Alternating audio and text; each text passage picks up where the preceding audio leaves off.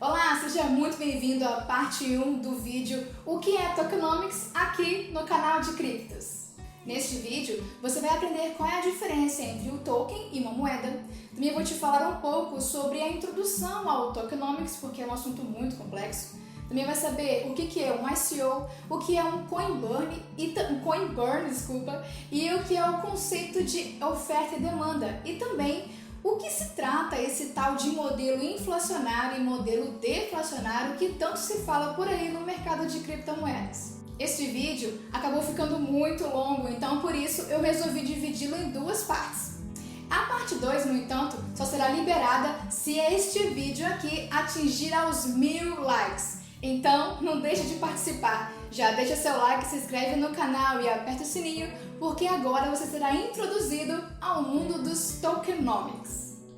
Antes de eu te explicar o que é essa filosofia dos Tokenomics, é muito importante que eu te fale, que você saiba qual é a diferença entre um token e uma moeda. Essa introdução é importante para que você saiba exatamente o que está comprando antes de investir em qualquer projeto. Mas o que é um token? Tokens são ativos digitais emitidos pelo projeto que podem ser usados como forma de pagamento dentro do ecossistema do projeto. Ele pode desempenhar funções semelhantes às moedas, mas a principal diferença é que também dá ao titular o direito de participar da rede. O token também pode desempenhar funções de ativo digital, representar a parte de uma empresa, dar acesso à parte funcional do projeto e muito mais. Com o lançamento de novos projetos, são descobertas novas facetas desconhecidas do mundo funcional dos tokens. O ingresso para um show, por exemplo, é um token da vida real. Você pode usá-lo em um determinado horário e em um determinado local. Você não pode ir a um restaurante, por exemplo, e pagar sua conta usando o ingresso do show, pois este ingresso tem seu valor apenas na sala de concertos ou no ambiente do show. Criar um token é muito mais fácil do que criar uma moeda, pois você não precisa criar um novo código ou modificar um código já existente. Você apenas usa um modelo padrão de plataformas como Ethereum, por exemplo, que são baseadas em blockchain e permitem que qualquer pessoa crie tokens em apenas alguns passos. O uso de um modelo para a criação de tokens fornece interoperabilidade suave para que os usuários possam armazenar diferentes tipos de tokens em uma carteira. Atualmente, Tron, Binance Smart Chain e Solana são alguns exemplos de plataformas concorrentes ao Ethereum que permite que os usuários possam criar seus próprios tokens. Já as moedas são apenas um método de pagamento, enquanto os tokens podem representar participação em uma empresa, dar acesso a um produto ou serviço e realizar muitas outras funções. Moedas são moedas que podem ser usadas para comprar e vender coisas. Você pode comprar um token com uma moeda, mas não pode comprar uma moeda com um token. É muito importante frisar isso. A moeda, ela opera de forma independente, enquanto o token tem um uso específico no ecossistema do projeto. As moedas, também chamadas de altcoins ou moedas alternativas de criptomoeda, são dinheiro digital, criado usando técnicas de criptografia que armazenam valor ao longo do tempo. Basicamente, é um equivalente digital de dinheiro. Bitcoin é o exemplo mais famoso, pois ele é baseado em blockchain, que é um livro-razão público e distribuído, onde todas as transações podem ser vistas por qualquer pessoa. Os dados são armazenados coletivamente e compartilhados entre os participantes da rede blockchain, que garante transparência e reduz fraudes. As moedas também têm as mesmas características do dinheiro, que são fungíveis, divisíveis, aceitáveis, portáteis, duráveis e têm estoque limitado.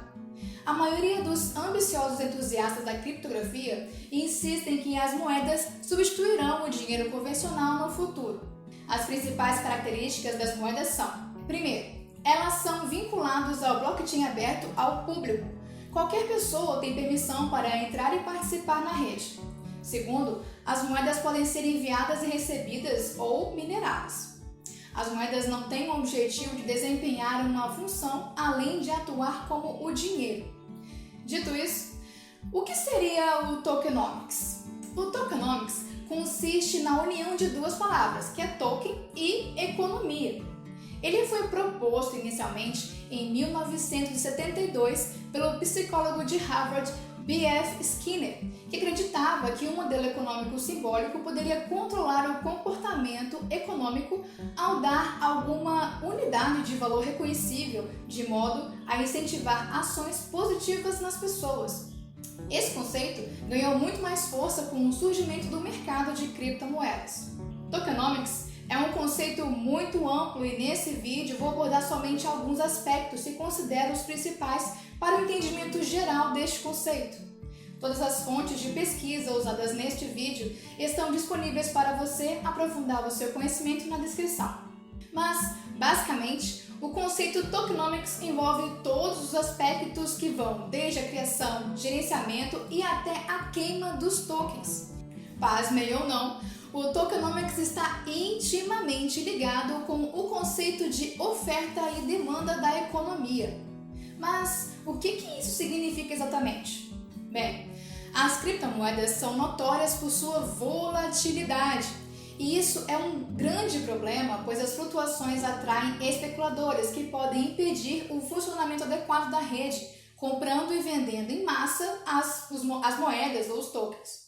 Os projetos podem combater isso garantindo que haja moedas suficientes para corresponder aos níveis de suprimento. Isso ajuda a criar um preço estável para a moeda, o que incentiva as pessoas a usarem os tokens para o que realmente foram criados. Um grande problema que projetos descentralizados enfrentam é a ação das baleias, que são investidores com grande poder aquisitivo que adquirem grandes volumes de tokens e, com isso, acabam tendo maior participação nas decisões da empresa. É como se fosse uma empresa de capital aberto na bolsa de valores, no qual quem tem mais percentual de ações dentro da organização tem maior poder de controle ali. Por exemplo, pode controlar operações ou decisões estratégicas, centralizando todo o processo. Atualmente, os ICOs são como mecanismos de distribuição de tokens ou moedas mais comumente usados para que os projetos possam arrecadar dinheiro para iniciar suas operações. Embora tenham sido úteis no início, não foram realmente eficazes, como você pode ver no exemplo famoso do ICO da BET. O ICO da BET levantou incríveis 35 milhões de dólares em 30 segundos. Mas a que custo? Para você ter uma ideia, um comprador pagou 4,7 milhões de dólares em Ether para comprar os tokens. Outro usuário pagou 6 mil dólares em taxas de mineração para garantir virtualmente seu lugar no topo da pilha. E no fim, apenas 130 pessoas compraram os tokens, com apenas 5 pessoas comprando a metade principal do estoque, como você pode ver neste gráfico de pizza aqui. Obviamente, isso significa claramente que os tokens BET não são exatamente descentralizados e uniformemente distribuídos. Para evitar que um ou poucos investidores influenciem na estabilidade de preços do ativo ou do ecossistema, se faz necessário uma política monetária forte. Para entender mais sobre esse assunto, eu vou te falar dos métodos que o Banco Central usa para alcançar a estabilidade da moeda fiat, que é o dinheiro como conhecemos. O Banco Central muda a oferta de dinheiro comprando ou vendendo títulos do governo e moedas estrangeiras. Ele também faz mudança de política de crédito para outros bancos. Outra coisa que o Banco Central também faz é a mudança do índice de reserva para os bancos. Na prática, isso funciona da seguinte forma. Primeiro, basta entender o conceito básico e simples da economia, que é a oferta e demanda. Ou seja, quanto mais oferta e menos demanda por um produto, menor será seu preço. E quanto menor oferta e mais demanda, maior será o preço de um produto. Usando um exemplo prático para que você possa entender este conceito, podemos pegar o sal, que no passado era muito raro e muito requisitado, ou seja, a oferta era pequena e a demanda era alta. E de tão importante ele era usado como pagamento. É daí que vem o nome salário, pois as pessoas eram pagas com sal por seus serviços. Ou também, quando nós dizemos atualmente que um preço está muito salgado, é também uma referência a este fato no passado. Porém, atualmente, a oferta do sal aumentou muito e como a demanda por este produto não acompanhou a oferta, o preço do sal caiu drasticamente. Por conta disso, o sal não tem mais o mesmo valor de troca no passado, sendo assim basicamente usado hoje em dia como um condimento barato. Dito isso, ao olhar para este gráfico, saiba que o ponto ideal onde ambas as curvas se cruzam é o equilíbrio. A precificação de um ativo muitas vezes pode depender da simples manipulação da oferta e da demanda de um ativo. Mas como essa manipulação atua dentro do tokenomics? Bem, acontece que muitos projetos utilizam um mecanismo de inflação e deflação para manipular a oferta e demanda de seus ativos. Mas o que é modelo deflacionário? Bem, o Bitcoin, por exemplo, acabou estabelecendo o padrão da indústria para um modelo de token deflacionário. Nesse modelo, há um número definido de tokens limitados a serem criados e, por isso, seu preço acaba praticamente nunca sendo ajustado para cima. Isso cria uma moeda deflacionária, onde mesmo com o aumento da demanda, a oferta não aumenta. Os prós do modelo deflacionário é que o suprimento limitado de tokens gera demanda natural à medida que o suprimento total diminui. Também elimina completamente a preocupação com a inflação que assola as moedas fiduciárias. Os contras é que alguns ainda se perguntam se a estrutura de incentivos em um modelo deflacionário acabará por levar à sua queda. Como há um limite para o número de tokens produzidos, os usuários são incentivados a acumular tokens, ou seja, não gastá-los. Sem gastos suficientes, a maioria dos tokens sairá de circulação e o próprio token se tornará menos valioso. Mas aí você se pergunta, mas por que menos valioso, já que vai existir menos tokens em circulação? Como é que fica essa oferta e demanda que você acabou de me explicar? Boa pergunta essa. Para entender isso, você primeiro deve responder a seguinte pergunta: por que o dólar americano tem valor? Pode parecer uma pergunta simples, mas na realidade é muito mais complexa do que parece. O governo dos Estados Unidos apoia o valor do dólar americano, o que é suficiente para a maioria das pessoas acreditar que ele tem valor em si mesmo. E porque o mundo confia nos Estados Unidos e em sua economia e na viabilidade de longo prazo, o dólar americano é uma moeda relativamente estável, ao contrário, por exemplo, da moeda da Venezuela ou então da Turquia. Mas o que aconteceria se amanhã todos os países decidissem não usar mais o dólar? Ele ainda teria valor? A resposta é não. Isso porque o dólar americano realmente só vale o papel em que está impresso. E se ninguém decidir usá-lo como moeda, ele não terá mais o seu valor. No entanto, o dólar funciona como uma moeda porque tem utilidade em sua capacidade de negociar por bens e serviços e a confiança que o público geral deposita no ativo e no governo dos Estados Unidos. Não apenas hoje, mas também no futuro. Entendeu?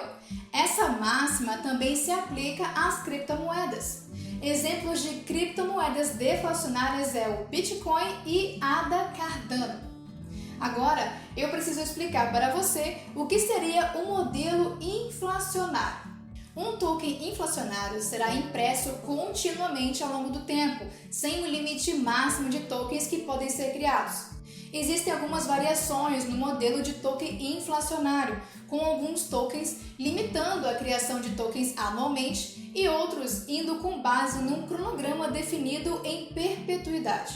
Esse é o modelo que mais se assemelha às moedas fiduciárias, como o dólar, o real, o euro, mas com um código e uma comunidade descentralizada ditando o modelo de token e não uma entidade centralizada, assim sendo muito mais eficiente e transparente.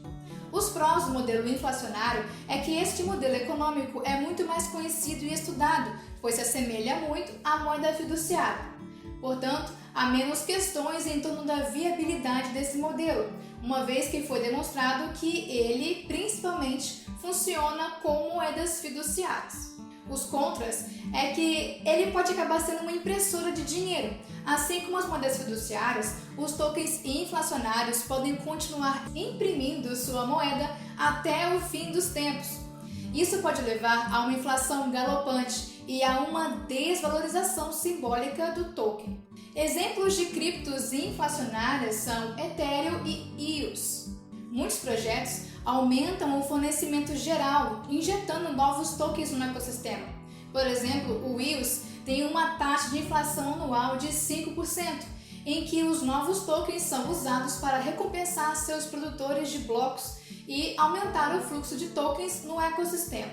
Por outro lado, muitos projetos utilizam a função de queima de tokens para remover moedas de seu ecossistema permanentemente.